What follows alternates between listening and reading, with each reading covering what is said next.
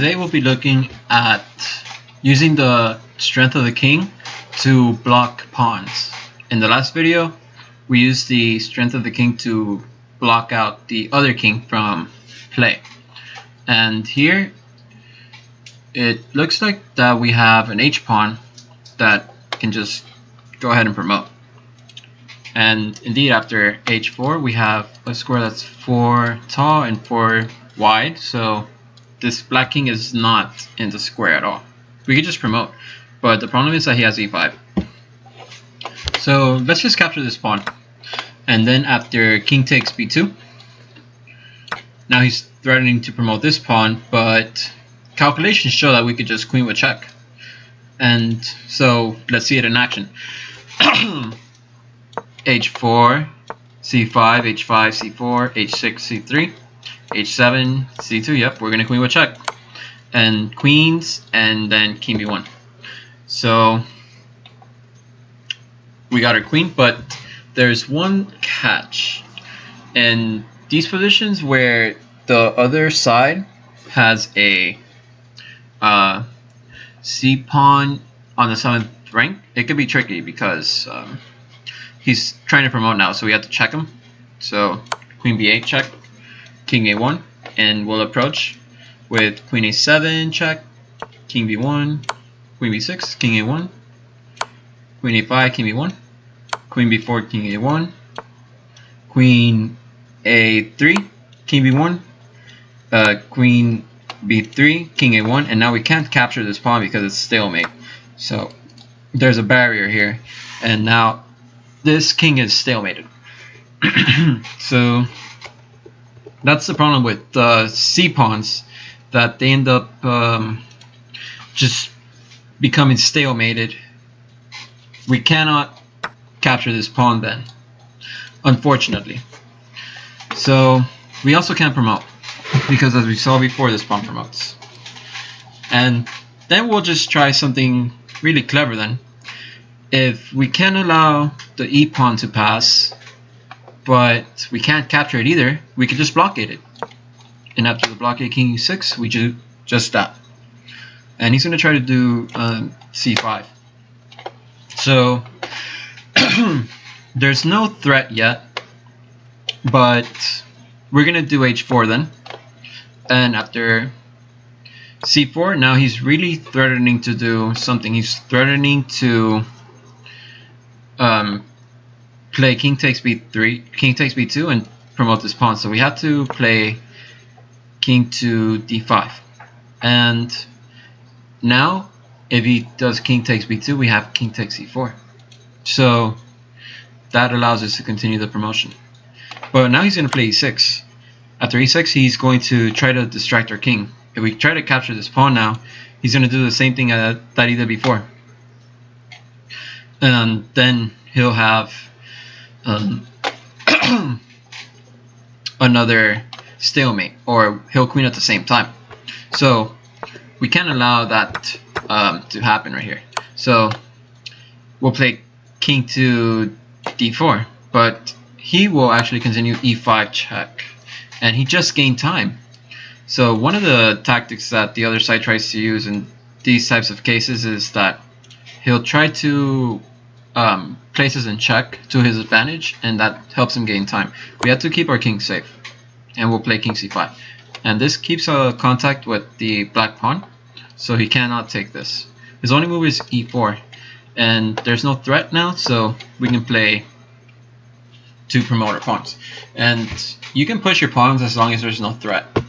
Like when they're not in the square, just push the pawn. We could have pushed the pawn at the beginning, but the threat was e5, so we had to stop that. And here we are still trying to stop that. After e4, the new threat was e3, and we will be out the square. But we're in the square right now, so we'll just get in the square again. e3, and he's just trying to get us away from this pawn, and he's done that successfully. So after king takes b2, now we can't promote as we saw before because it'll be stalemate, except that now our king is closer. In the original variation, the king was still on e7 very far away. But as we'll see now, we're able to promote. h6, c3, h7, c2, queens, and he plays king b1, protecting the pawn. But now we have queen b8, check, king a1, and now we can attack the pawn with our king, king d2, and the game is over. So that's the types of things that happen when your king is close. You have a lot of power, and really it's just a matter of time before you're able to simply promote. And let's look at another position here that we have where we're going to learn how to avoid some of those time gaining checks that the pawns give. So after here's white to move, and we're trying to create a passed pawn. So we have king g2, and now he has two moves he can do. He could do king f5 or f5. So let's look at f5 first. That way this stops the threat of promoting the pawn to g4. However, that allows our king to get closer with king f3, king f7, keeping the barrier, you know, like we saw in a previous video about removing the blockade. He just stayed in front of our king, and it still works here. King f7, not king f6, king f4, and we get in front of his king with his turn to move. And despite this pawn in the way, it's like it doesn't even exist. He has to move somewhere like king to e6 or king g6 and king e5, and we penetrate. And we can also just capture this pawn, or I like to just capture the pawn that's easiest to capture. So he's going to play smart. He's going to play king f7, king f4, king f6. This looks drawn, like I've shown before. Just play g3, and then he has to get out the way. So he can't play f5. So the only move is king f5, king f3, and now again the barrier shows he has to play king f5, or he has to go back, which doesn't work very well for him because of king f4 and then f5, and we just again penetrate. So he'll play king e5. So after g4, pawn takes, king takes, and now he's not going to play king f5 because of king f3. He's not going to play f5 because of king f3, and that allows us to have a passed pawn here. So after f5, king f3, king f6, king f4. Now king g6 trying to blockade this pawn, but guess what? Here it is. Take it. It's all yours. King takes h5, king f5, and we're going to grab this pawn. And he just cannot catch up. He can't set a blockade right now. It's impossible. This would work though if it was a rook pawn, because suppose this didn't exist, this A file, then as you can see he's going to be able to get the either to the very last square, or if white tries to do that, then he'll just trap white by playing king d6. And if or in this case it will be king c6, and if a6 then king, if a5 then king c6, and this white king has nowhere to go. But obviously here that's not the case. He just plays king a7. So right now he's not going to play that. He's going to play king e4, securing the path for the pawn, and he's using the king to his advantage. He's creating a barrier like we saw in the previous video, and he's securing the promotion for the pawn. But now we just push our pawn because there's really no threat. After f5, we have to look at something. He has 4 moves to promote, and we only have 3. For example, we move the king somewhere. f4, h6, f3, h7, f2, and our king has to stop that pawn because we don't want it to queen at the same time. We have to get out the way, by the way, because if king g3, king e3, and if h6, f4 check. So you see he gained the time by check. He's pushing the pawn forward and threatening to promote, and like I discussed earlier in this video, that's always a bad way to go, because if you're able to move the king with time, then it'll be if you're able to move the king, but he's moving his pawns, it's bad. Like, let's go back to the position here, and let's see here. It is so after king e6, and he plays c5, then I play h5, c4, or actually, hold on. After, yeah, king takes e7, king takes b2. Another variation that I didn't discuss was that he can play king e6, trying to capture this pawn, trying to blockade it by getting in the way with king d5 and c6. And one of the things that he just did, the white side, was he moved his king. He didn't threaten to promote.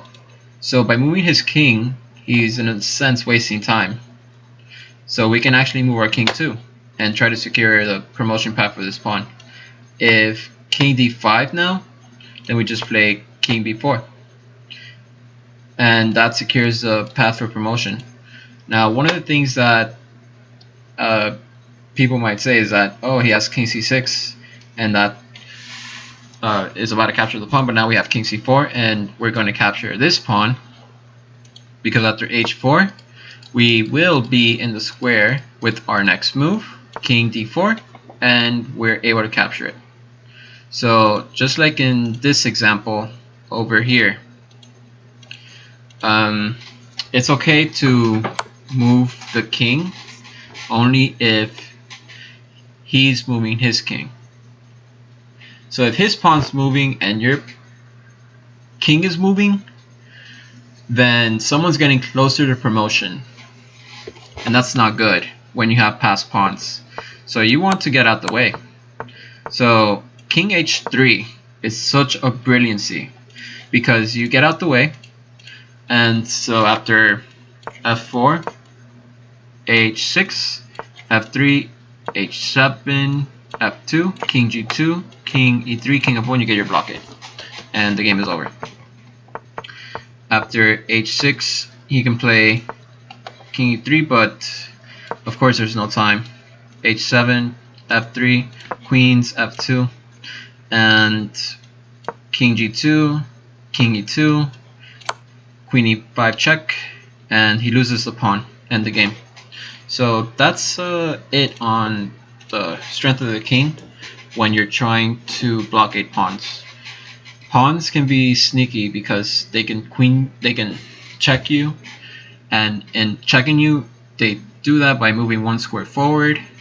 And if the path is secured, either because if you take the pawn, then it's a trap, just like we saw in this position after, let's see, king e6, and after king e6, and then he has c5, king d or h4, c4, king c5, e6, and here's the trap. Okay, see, he's moving one step closer to promotion, so you can't play king to d4 because of e5. That's another step to promotion, and this is a dangerous step because if you take it, then he takes your b pawn. So that's one trap to avoid. When you're blockading with the king, avoid the trap of taking pawns that are actually meant to distract you from your mission. And the other one is to make sure that when the pawns do check you, you get out of the way of them. So that's it for this video. If you liked it, make sure to give it a like. Feel free to donate. Those are very appreciated. The link is in the description, and I'll see you in the next one.